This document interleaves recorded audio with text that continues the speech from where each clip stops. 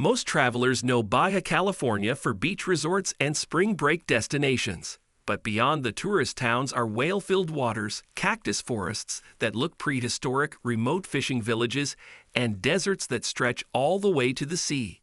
And most visitors never travel that far. What people think Baja California is. When people think of Baja California, they usually picture Cabo San Lucas, luxury resorts, beach vacations, and crowded waterfronts filled with tourists. And to be fair, that Baja absolutely exists. Every year, millions of visitors arrive searching for sunshine, beaches, and ocean views. They book the same hotels, follow the same routes, stop at the same spots, and they leave thinking they've understood the place. But Baja California is much larger than its resort towns. The peninsula stretches for nearly 800 miles, between two seas, across deserts, mountains, fishing villages, and coastlines that remain almost untouched. It's one of the longest peninsulas in the world, and the resort towns sit at the very tip of it. And that length holds more than most people ever imagine. The Sea of Cortez. For many travelers, Baja's greatest attraction isn't on land. It's the Sea of Cortez. Jacques Cousteau once called it the aquarium of the world, and it's easy to understand why. Whales migrate through these waters. Dolphins follow boats. Sea lions rest on rocky islands. And beneath the surface exists one of the richest marine ecosystems on Earth. The Sea of Cortez is enclosed on both sides by land. Manta rays travel in groups. And on certain mornings, the water feels almost alive with movement. Kayaking through it feels different from almost any other water experience. Because the scale is so large and the life so visible, it doesn't feel like nature kept at a distance. It feels immediate. But even these famous waters are only the beginning, because beyond the coast lies another world entirely. The desert nobody expects. What surprises many visitors is that much of Baja is desert, but not the kind of desert most people imagine. Not flat, not empty, not silent in the way people expect silence to feel. Giant cardón cacti rise toward the sky. Some stand for hundreds of years. The tallest can reach over 60 feet. And they grow slowly, so slowly that a cactus the size of a tree may have been there since long before any road existed nearby. Mountains emerge from dry valleys. Entire ranges appear without warning after hours of flatland. And roads disappear into landscapes that feel almost prehistoric. There are valleys in Baja, where the vegetation looks like nothing else in North America, where the combination of cactus species, rocky soil, and dry mountain air creates something that feels genuinely ancient. This is one of the most unique ecosystems in North America. And in many places, you can travel for hours without seeing another person, without a signal, without a sign, without any indication that the modern world is nearby. And for the right kind of traveler, that's not a problem. That's the whole point. The whales of Baja. Every winter, something extraordinary happens in Baja. Thousands of gray whales arrive along the peninsula's Pacific coast. They travel thousands of miles from the Arctic, down the full length of the North American coastline, through open ocean, past headlands, through cold water and warm. And many give birth in Baja's protected lagoons. For generations, these waters have become one of the world's most important whale habitats. The lagoons along the Pacific coast act as nurseries, calm, protected, warm enough for newborn calves.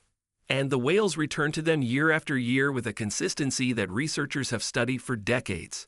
What makes the experience unusual, and what travelers often struggle to describe afterward, is how close it gets.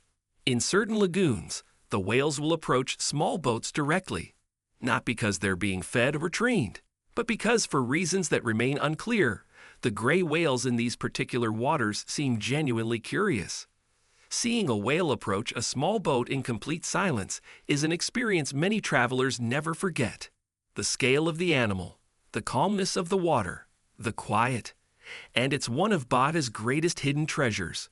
One that exists only for a few months each year, and only for the people who know to look for it. Most visitors leave Baja thinking they've seen the peninsula, but the deeper you travel, the more it changes. If you enjoy discovering destinations beyond the obvious, this channel is built for that. Small towns and fishing villages. Beyond the resorts are towns that move at a completely different pace. Places like Laredo and Todos Santos feel far removed from the crowds. Laredo is one of the oldest European settlements on the peninsula. A mission town, a quiet waterfront, a place where the streets are narrow and the day moves slowly. Todos Santos sits on the Pacific side. Fishing boats return each morning. Small plazas fill with local life. And the atmosphere feels much closer to the Baja of decades past. There are no major chains, no loud strip of bars, no water park visible from the highway. Just the kind of town that exists because people live there. And that difference is noticeable immediately. These communities reveal another side of the peninsula. One built around the sea, the desert, and daily life. The long road south. One of Baja's greatest experiences is simply driving. The peninsula is connected by a single major highway, Highway 1. It runs from the U.S. border all the way to Cabo. Road trips here feel different. Not because the road is fast, not because the infrastructure is easy, but because the experience itself demands attention. The distances are large. The services are few. Fuel planning matters. Water matters. Knowing where the next town sits matters. And every stretch of road feels like an adventure. Not a manufactured one, not the kind that's been designed to feel adventurous, but the kind that comes from actually moving through remote land with no guarantee of what's ahead. In Baja, the journey often becomes more memorable than the destination. Empty beaches and hidden coastlines. Despite its growing popularity, Baja still contains beaches with no hotels, no crowds, and sometimes no footprints. Protected bays stretch along both coasts. The Pacific side tends to be rougher, bigger surf, stronger wind, a wilder feeling. The Sea of Cortez side is calmer, warmer, more sheltered. Two completely different coastlines on the same peninsula.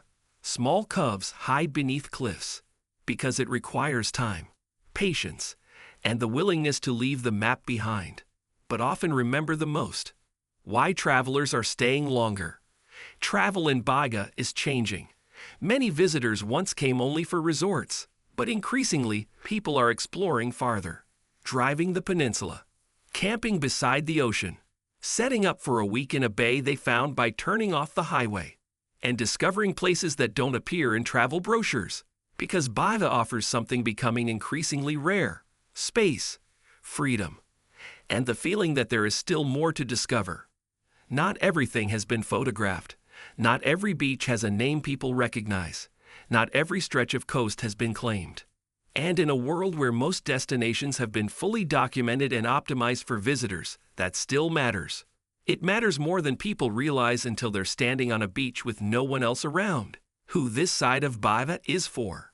This side of Baja is for travelers who enjoy the journey, for people who don't need schedules, who are comfortable with uncertainty, with long stretches of nothing, with not knowing exactly what's around the next turn, for those who prefer empty roads over crowded attractions, and who understand that some of the world's best destinations aren't cities.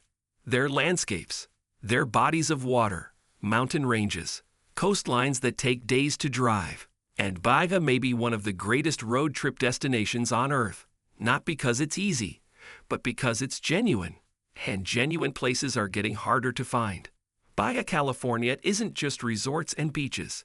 It's whales, deserts, hidden coastlines, fishing villages, and landscapes that stretch for hundreds of miles between two seas.